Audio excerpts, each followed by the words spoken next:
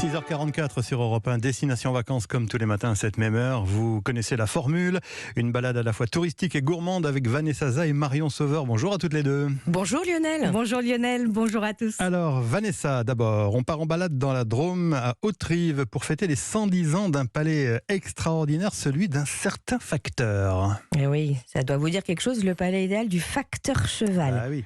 26 mètres de long, 12 de large, 12 de haut, qui a été construit par un seul et unique homme pendant 33 ans. Pour vous donner une idée du chantier, ça veut dire quoi ? 10 000 journées, 93 000 heures. En fait, ce facteur, il faisait sa tournée tous les jours, une tournée de 32 km. Et à chaque fois, il ramassait des pierres quand il les trouvait sur son chemin. Et chaque nuit, à la lumière des bougies, eh bien, il les assemblait, les sculptait une par une pour créer son palais idéal, son rêve, un mélange de toutes les cultures du monde. Il y a une multitude de références. Il y a des éléphants, il y a des lions, des guépards.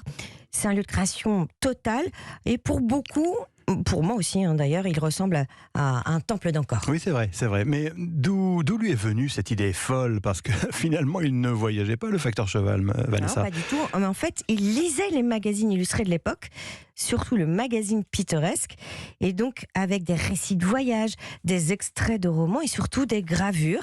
Et c'est grâce à ça qu'il va découvrir le monde, voyager et vouloir le recréer à sa manière en mélangeant les symboles.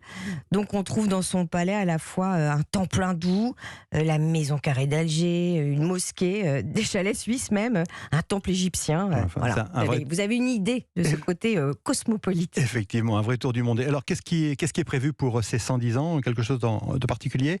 Quelque chose de grandiose qui a débuté juste avant l'été. De très belles créations de Jean-Michel Othoniel qui viennent faire vivre un autre rêve qu'avait le facteur Cheval, le rêve de l'eau. Et Frédéric Legros, le directeur du palais, lève le voile pour nous.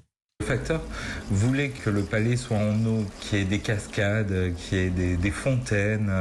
Et c'est quelque chose qu'il a fait de façon très éphémère en lâchant des seaux d'eau dans son bâtiment. Et du coup, il y avait un écoulement d'eau comme ça de façon très éphémère. Et aujourd'hui, conscient de cette histoire et touché par cette histoire de ce bâtiment qu'il visitait enfant, Jean-Michel Othoniel a réalisé alors 10 fontaines conçues en verre de Murano et en verre indien qui viennent faire vivre le palais et refaire vivre ce rêve de l'eau justement au sein du palais idéal. C'est absolument... et bucolique et en même temps magnétique, avec des couleurs ambre, violette, jaune, verte. Et émouvant aussi en fait de voir ces fontaines dialoguer avec le palais, tout ça dans une sérénité incroyable. On est bercé, vous l'avez entendu, par l'écoulement de l'eau. Oui. Donc finalement, Othoniel a prolongé le rêve du facteur Cheval. Alors dites-nous, qu'est-ce que vous nous proposez de faire autour de ce palais, Vanessa ? Eh bien, pas autour, mais au-dessus. Survoler en montgolfière le palais idéal, les terres et les collines du facteur Cheval. C'est assez superbe, Lionel, à la tombée du jour, puisque les pierres rosissent. Et sinon, autre proposition, vous pouvez aussi survoler les coteaux de Saint-Joseph, du Rhône et puis de l'Ardèche. Vous avez noté une adresse coup de cœur, j'imagine ? 5 hébergements insolites perchés sur la colline de Hauterive, au cœur de la forêt, bordé par les étangs. Ça s'appelle Aume des Bois, H-O-M-E. 65 € la nuit pour 2 personnes. Donc c'est un bon prix, c'est un bon plan. Effectivement, tout à fait abordable. Merci Vanessa, à tout à l'heure. Et on se retrouve tout à l'heure. Marion Sauveur, comme chaque jour, on découvre ou on redécouvre avec vous un produit du terroir, mais aujourd'hui c'est un peu particulier parce qu'il s'agit d'un poisson. Un incontournable de nos assiettes estivales, la sardine. On est en plein cœur de la saison. Les sardines ont atteint une très belle taille et un taux de matière grasse idéal. Elles font partie des poissons gras excellents pour la santé, riches en protéines, en vitamine D et en oméga 3. On pêche des sardines depuis l'Antiquité.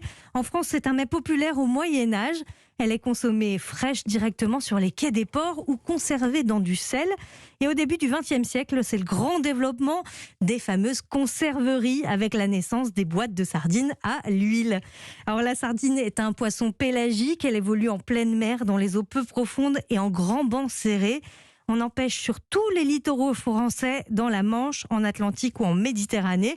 Et en général, les plus petites viennent traditionnellement de Méditerranée, celles de taille moyenne de la Manche et les plus grosses de Bretagne. Alors la sardine est un poisson fragile, il faut la choisir bien fraîche sur les étals des poissonniers.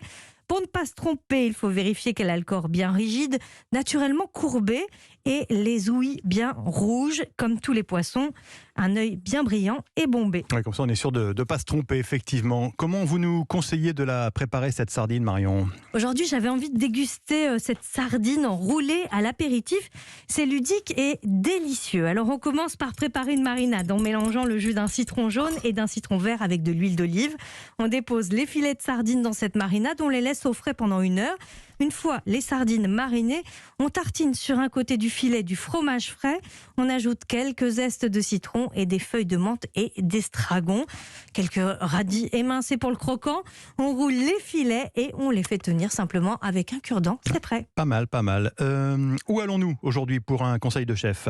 Et aujourd'hui, direction Lyon, le chef Florian Raymond du Bistrot du Potager nous donne ses conseils pour cuisiner les sardines en friture. Pas hésiter à demander aux poissonniers de les lever en papillon, c'est-à-dire qu'on les lève par le ventre, on enlève la tête et les arêtes, elles sont tenues juste par le dos. Ça fait un joli double filet et moi j'aime bien à la maison les fariner un tout petit peu et les faire frire dans une huile assez chaude pour que le produit reste très peu cuit à l'intérieur mais bien croustillant à l'extérieur et sorti de friture bien épongé avec un petit peu de fleur de sel et un jus de citron et après on peut manger ça avec un petit ketchup maison ou une petite mayonnaise à grignoter du bout des doigts à l'apéro comme ça. Et ça se mange très chaud, surtout. Ouais.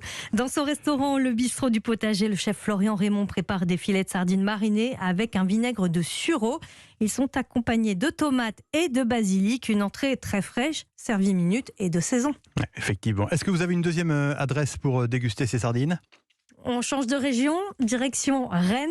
La chef de Racine, Virginie Gibois, réalise une entrée de sardines panées dans une chapelure à base notamment de pistache. Elles sont servies avec des lamelles de concombre, avec un condiment à la pistache. Un accord tout en fraîcheur et gourmandise. Merci Marion, à tout à l'heure, un peu avant 9h. Vos recettes et tous vos bons plans destination vacances à retrouver évidemment sur europe1.fr. À tout à l'heure Lionel.